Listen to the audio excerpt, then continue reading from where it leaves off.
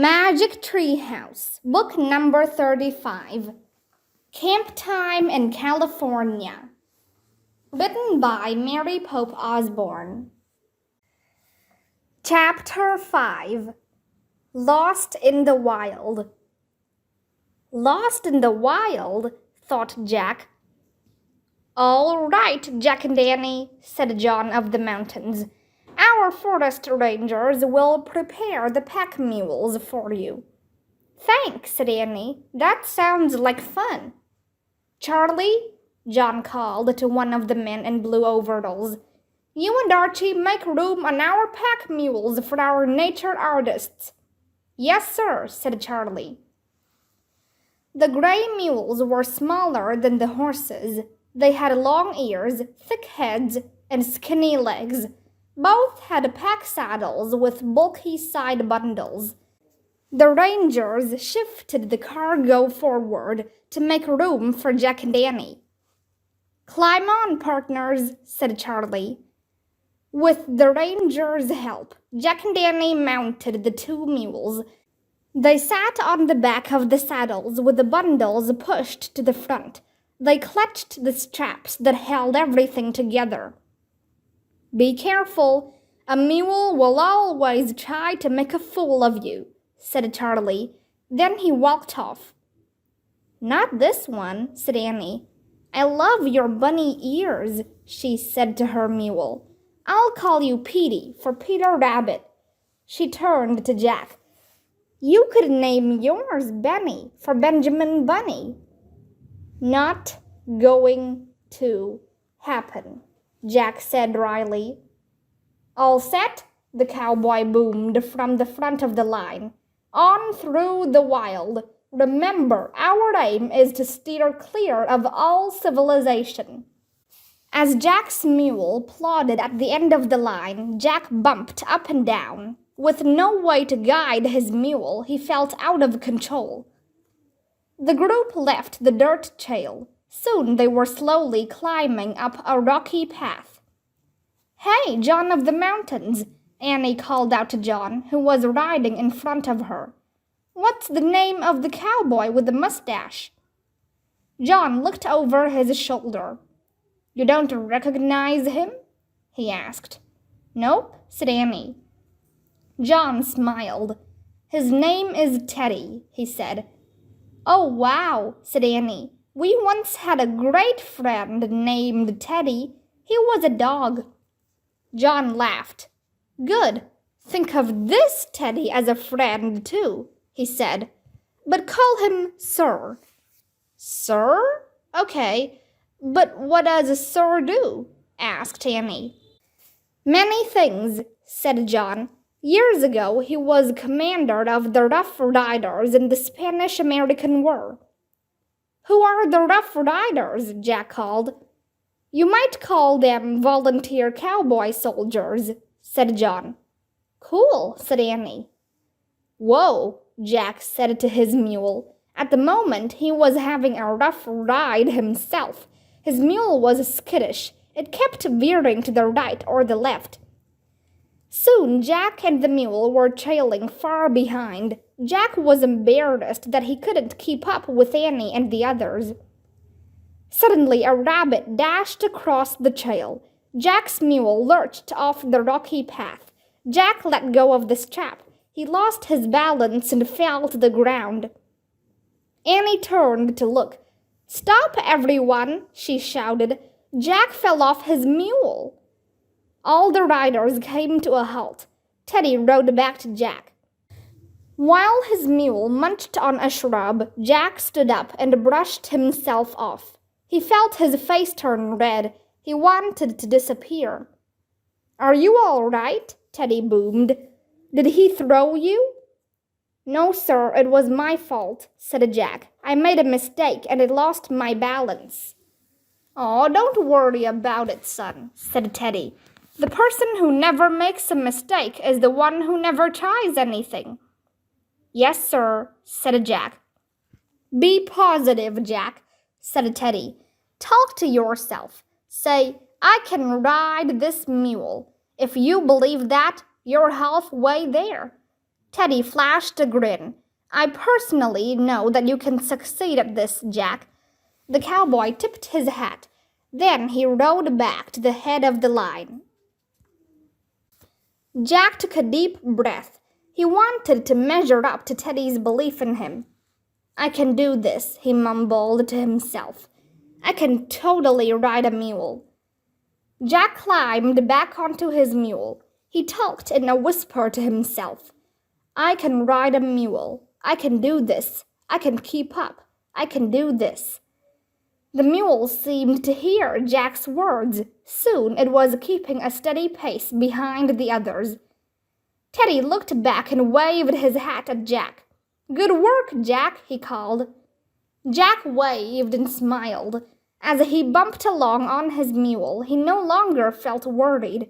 Forgetting himself, he looked eagerly at the passing scenery, shrubs, birds, wildflowers. He wanted to stop and sketch everything. After a while, Teddy held up his hand and brought the group to a halt. Jack and Danny hopped down from their mules. The others dismounted from their horses. Teddy was not nearly as tall as he seemed on horseback, Jack realized, but the stout, cheerful cowboy still seemed larger than life. Chow time, Teddy bellowed. Chapter 6. Rough Riders. The two rangers opened the saddlebags. They handed out pieces of cold chicken, chunks of dry bread, and canteens. After a quick bite of bread and a drink of water, Jack pulled out his sketchbook. Annie did the same. With their magic pencils, they started sketching. Annie sketched a cedar tree, and Jack drew a pile of boulders shining in the noon sun. He quickly sketched lines and curves, adding shadow and light. While Jack and Danny sketched, John studied a stone with a magnifying glass. Teddy imitated bird calls. Teddy made a quick zipping sound. Fitzbew, Fitzbew. Willow flycatcher, said John, without looking up from the stone he was studying. Teddy made high, short whistle sounds. Larkspurrow, said John, still peering through his magnifying glass. Jack could tell that Teddy and John had played this game before. Teddy twittered, Cue, cue, cue. Dark-eyed Junco, Annie said. John looked up. He and Teddy laughed. Wonderful, Annie, said John. Jack laughed too. He was proud of Annie. But he wished he also knew bird calls. Annie had learned them from Uncle Josh. Teddy clapped his hands together. It's time to be on our way, he said. Let's get further lost in the wild. Jack and Danny put away their sketchbooks. They walked back to their mules and climbed on. Riding along the trail, Jack looked around. Again, he wanted to draw everything he saw. Tree stumps, weeds, wildflowers, birds. As the horses and mules climbed higher, clouds covered the sun. The air turned colder.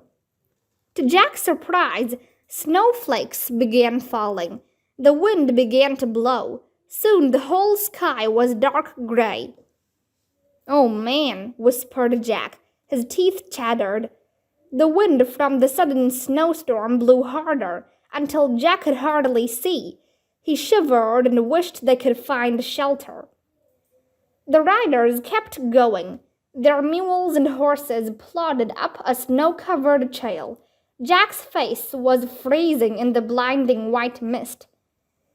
I love wild weather, Teddy shouted.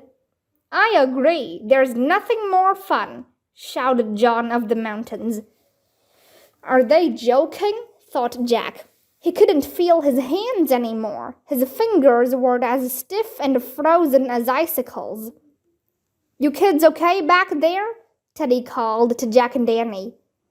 Yes, sir, I love snow, shouted Annie.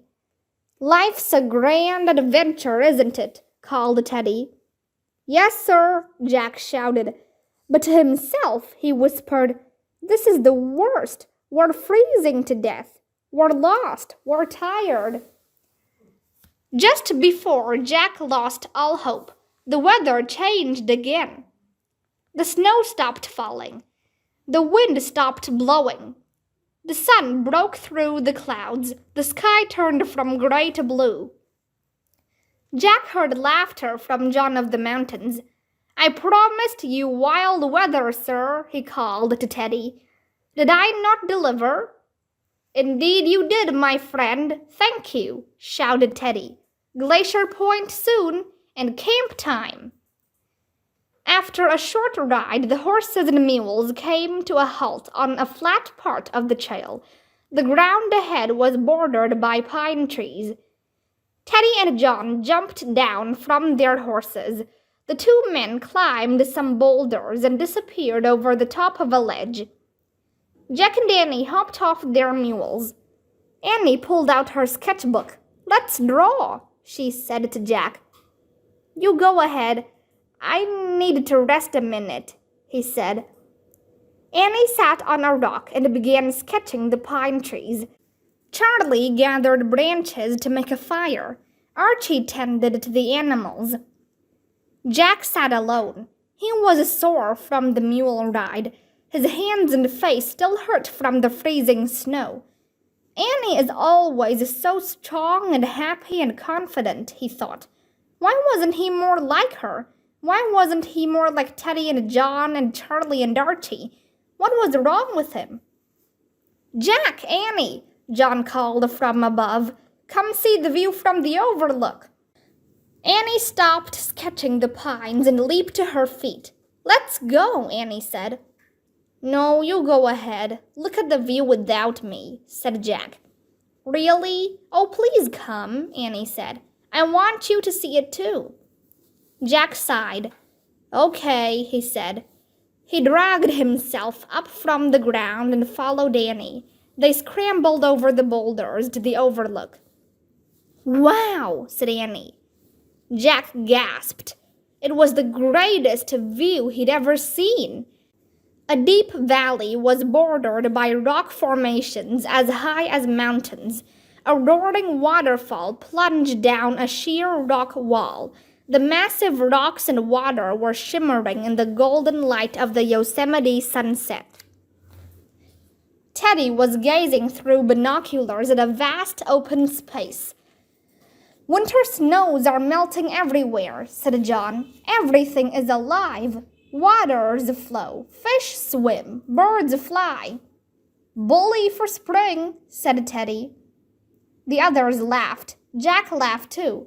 He was so overwhelmed by the view, he forgot how tired and achy he felt. He forgot to worry about himself. "This valley was formed millions of years ago by glaciers," said John. "And that's the tallest waterfall in the United States. In full moonlight, it's an incredible sight." "I'd love to see that," said Jack. "Perhaps someday you will," said John. "But tonight we have only a slender new moon."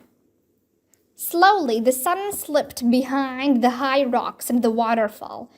The sky changed from gold to purple. Teddy put his binoculars away. He turned to Jack and Annie and smiled.